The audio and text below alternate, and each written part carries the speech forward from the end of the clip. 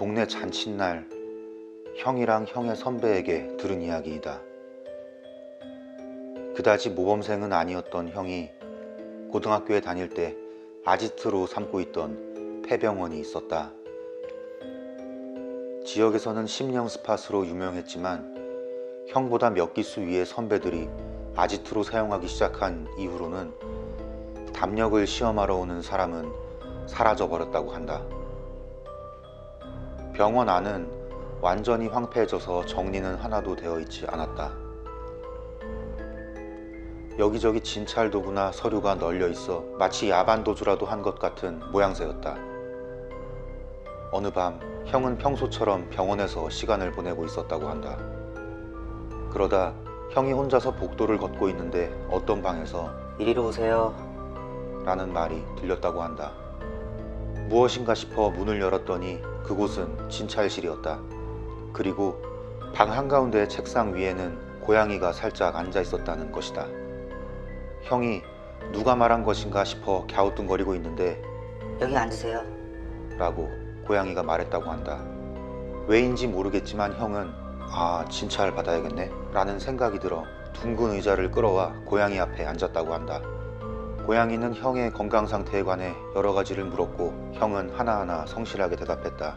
문진이 끝나자 고양이는 형에게 환자분 말이죠. 턱에 종양이 있네요. 이건 입원해야만 합니다. 라고 말했다. 형은 예? 입원은 좀 곤란한데? 라고 당황해서 대답했다고 한다. 그러자 고양이는 여러 가지 의학 용어를 말하면서 입원하도록 계속 설득했다고 한다. 형도 그 이야기를 듣다 보니 마음이 움직였고 어쩔 수 없다는 생각에 알겠습니다. 그럼 입원 수속을 부탁드릴게요. 라고 대답했다고 한다. 그리고 바로 그때 문을 열고 선배가 들어왔다. 그 선배의 말에 의하면 복도를 걷고 있는데 문 안쪽에서 형의 목소리가 들렸다는 것이다. 혼잣말이라도 하는 건가 싶었지만 누군가의 이야기에 계속 장단을 맞추고 있는 것이었다고 한다.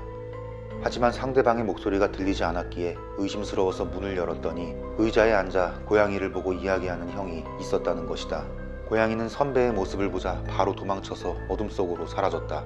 형은 그 순간 정신이 들고 그제야 고양이가 말했다는 것과 자신이 진찰을 받은 것에 경악했다. 하지만 그날 밤은 그대로 아무 일도 없었고 형은 새벽에 집으로 돌아왔다. 그 후 형은 어쩐지 폐병원에 가는 것이 꺼려져서 같이 사건을 목격한 선배와 함께 폐병원에 가는 것은 되도록 삼가하고 있었다.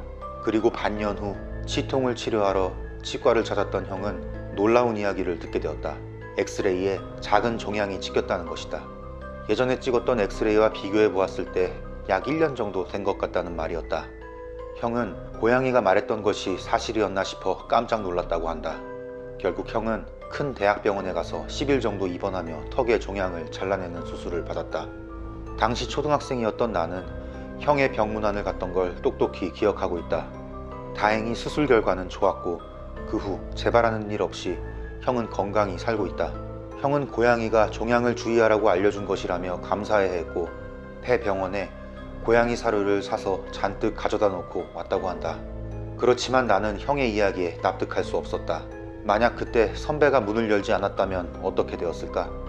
고양이에게 설득당한 형이 그대로 입원을 했다면 무슨 일이 있었을까? 애초에 고양이가 말하는 입원이라는 것은 도대체 무엇이었을까? 나에게는 아직도 그 사건이 기묘한 공포로 남아있다.